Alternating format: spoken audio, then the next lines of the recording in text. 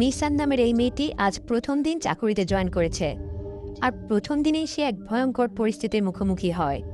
সে এমনই একটি ট্রেনে যাত্রা করে যে ট্রেনটি গত ১৫ বছর আগে এক ভয়ঙ্কর দুর্ঘটনার শিকার হয়। আর ওই দুর্ঘটনার পর থেকে কিছু যাত্রী ১৫ বছর ধরে ওই ট্রেনে বসে আছে, কিন্তু তারা নিজেরাও জানে না যে তাদের ট্রেন ১৫ বছর ধরে চলছে। তারা ভাবে ট্রেনটি হয়তো মাত্র ১০ মিনিট ধরে চলেছে। এই অদ্ভুত আর ভুতুরে ট্রেনের গল্পে যাওয়ার আগে মিশানের ছোট্টবেলার একটা ঘটনায় একটুখানি আলোকপাত করতে হবে। ছোট্ট শিশু মিশানের আজকে জন্মদিন, আর তাই সে তার বাবার জন্য অধীর আগ্রহে অপেক্ষা করছে, কারণ বাবা এসে তাকে সারপ্রাইজ গিফট দিবে। তবে নির্দিষ্ট সময় পার হওয়ার পরেও তার বাবা না আসায় সে তার পাশে শুয়ে থাকা দাদিকে ডাক দেয়, কিন্তু সে দেখে তার দাদি টিভি দেখতে দেখতে মারা গিয়েছে। কারণ মিশানের বাবা ওই ট্রেনের কন্ট্রাক্টর ছিল, আর ওই ট্রেনটি আজকে একটি মারাত্মক দুর্ঘটনার কবলে পড়েছে। ওই অ্যাক্সিডেন্টে মিশানের বাবা সহ ট্রেনে থাকা আরও ২৫০ জন যাত্রী মারা গিয়েছে। আর টেলিভিশনে এই নিউজ দেখে মিশানের দাদি হার্ট অ্যাটাক করে মারা গিয়েছে। অবুঝ বাচ্চা মেয়েটি তখনও বুঝতে পারে না যে তার বাবা আর কখনোই ঘরে ফিরবে না। ওই দুর্ঘটনার পর প্রায় ১৫ বছর পার হয়ে গিয়েছে।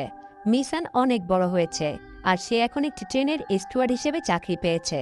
অনেক মানুষ এখনও সেই ১৫ বছর আগের ট্রেন দুর্ঘটনার জন্য মিশানের বাবাকে দোষ দেয়, কারণ মিশানের বাবা ওই ট্রেনের কন্ট্রাক্টর ছিল। তবে মিশান এসব কথায় একেবারেই কান দেয় না, সে শুধু তার দায়িত্ব পালনের চেষ্টা করে।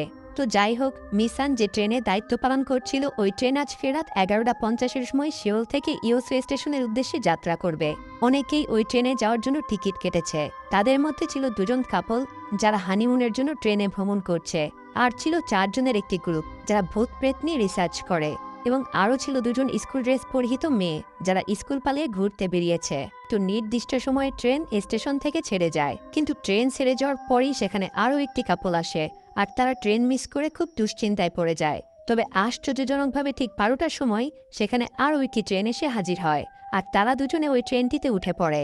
প্রথম ট্রেন অর্থাৎ মিশান যে ট্রেনে ছিল, ওই ট্রেনের ক্যাপ্টেন মিস্টার পার্ক সবাইকে উদ্দেশ্য করে অ্যানাউন্স করে যে এই ট্রেনটি আজকেই শেষবারের মতো চলছে, কারণ ট্রেনটি ছিল অনেক পুরাতন, আর ট্রেনে বেশ কয়েকটি বগি সেই ১৫ বছর আগে দুর্ঘটনা কবলিত ট্রেন থেকে এনে জোড়া লাগানো হয়েছে, যার কারণে অনেকেই ট্রেনটিকে ভুতুরে ট্রেনও বলে। তাই এই ট্রেনের জায়গায় আজকের পর থেকে নতুন একটি ট্রেন চলাচল করবে।